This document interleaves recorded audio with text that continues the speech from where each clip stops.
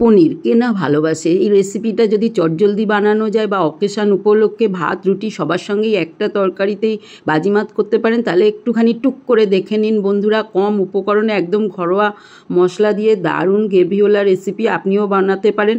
তার সঙ্গে প্লিজ দেখার আগে আমার চ্যানেলটা লাইক শেয়ার সাবস্ক্রাইব করে নেওয়ার অনুরোধ রইল। সবাইকে পুজোর শুভেচ্ছা জানিয়ে চলুন আমি হাজির হয়ে গেছি। 250 গ্রাম মাপের পনির এরকমভাবে কেটে রেডি করে নিয়েছি। মশলার জন্য প্রথমে মিক্সির বাটিটা তো নিয়েই নিলাম।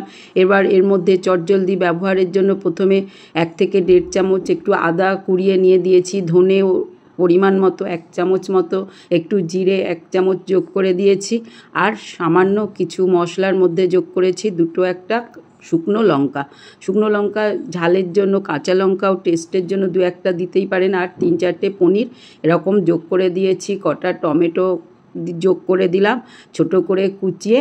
এইবার এটা একটা পেস্ট তৈরি করে নিয়ে নেব।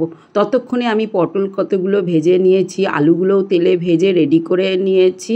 এইগুলো তো সবাই করেন। এইবার ওই ভাজা তেলের মধ্যে আমি প্রথমে পনিরগুলো যোগ করে দিচ্ছি, একটু ভেজে নেব। পনিরগুলো ভাজলেও হয়, না ভাজতেও পারেন, সময় থাকলে টেস্ট বাড়াতে একটু ভেজে নিতে পারেন। ভাজার সময় যোগ করে দিন সামান্য একটু লবণ দিতে পারেন, হলুদ আর লঙ্কা গুঁড়ো দিলে কিন্তু পনিরগুলোর কালারটাও ভালো আসে, আর বেশ রান্না করলে দারুণ বেশ কালার চলে আসে আর টেস্টিও হয়। এই জন্য পনিরগুলো এইভাবে ভেজে আমি জাস্ট 2-1 মিনিট রেখে তুলে নেব পনিরটা। পনিরগুলো কত কালারফুল হয়েছে দেখেছেন। এখন কড়ার ওই তেলের মধ্যে সামান্য একটু জিরে ফোড়নটা যোগ করে দিলাম, শুকনো লঙ্কা দিয়ে একটু নাড়িয়ে চাড়িয়ে ভাজা করে নিয়ে সমস্ত কিছু দেখুন বেশ গন্ধটা স্মেল যেটা বার হতে আরম্ভ করলে এবার যোগ করে দিন করে নেওয়া মশলাটা। বন্ধুরা মশলাটা কতটা ঠিক হয়েছে বুঝতেই পাচ্ছেন।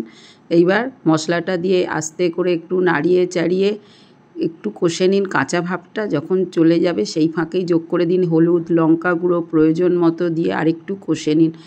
এতে মশলা কষা হয়ে গেলে আর নিরামিষের দিনে এরকম রেসিপি করতেই হয়, এই দুটো একটা উপকরণ দিয়ে বানিয়ে নিতে পারেন। টেস্ট অনুযায়ী লবণটা এই মুহূর্তেই যোগ করে দিন, তাহলে কিন্তু ব্যাস সমস্ত মশলাটা রেডি হয়ে গেল। তবে যাবেন না টুক করে বানিয়ে নিলেই হলো, সেটা না।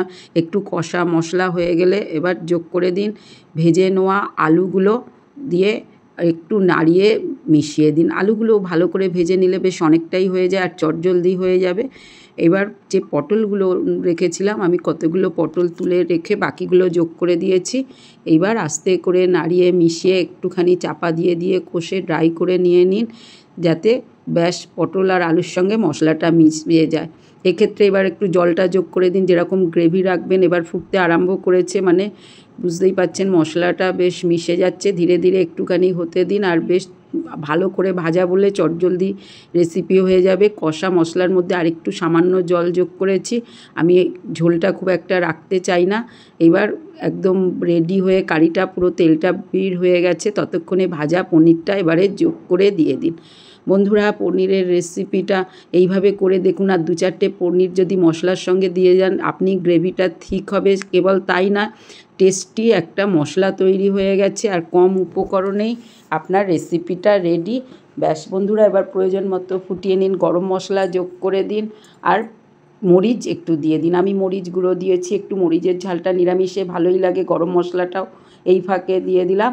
এবার নাড়িয়ে চাড়িয়ে হালকা চাপা দিয়ে হতে দিন। ক্রমে একটু ঠিক হয়ে গেলে অয়েলটা বেরিয়ে এসছে, মানে রেডি আপনার পনির আলু পটলের কারি অকেশান স্পেশাল।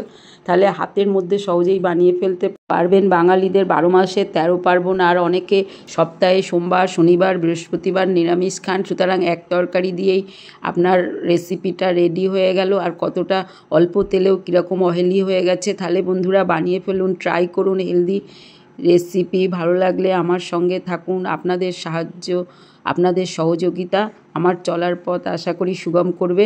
চলুন আমি যেভাবে থালিতে একটুখানি উচ্ছে মাখা করে নিয়েছি, সব সবজি একটু ভেজে নিয়েছি, ডাল বানিয়েছি, আর পনিরের কারি নিয়েছি। এর সঙ্গে একটুখানি নিয়েছি আমার প্রতিদিনের একটু নিরামিষ থালিতে বড়ি ভাজাটা বেশ ভালোই লাগে শুকনো লঙ্কার সঙ্গে। মুচমুচে সাবুর পাঁপড়গুলো ভেজে নিয়েছি, কাঁচা লঙ্কা একটা নিয়ে নিয়েছি। থালিগুলো একটু অন্যরকমভাবে বানালে বেশ খেতে ভালোই লাগে। একই রকম থালি না বানিয়ে মাঝে মাঝে একটু চেঞ্জ করে বানাতেই পারেন। কেমন হলো জানাবেন, সঙ্গে থাকুন, বানিয়ে ফেলুন, কেমন হয়েছে জানান। সবাইকে শুভকামনা।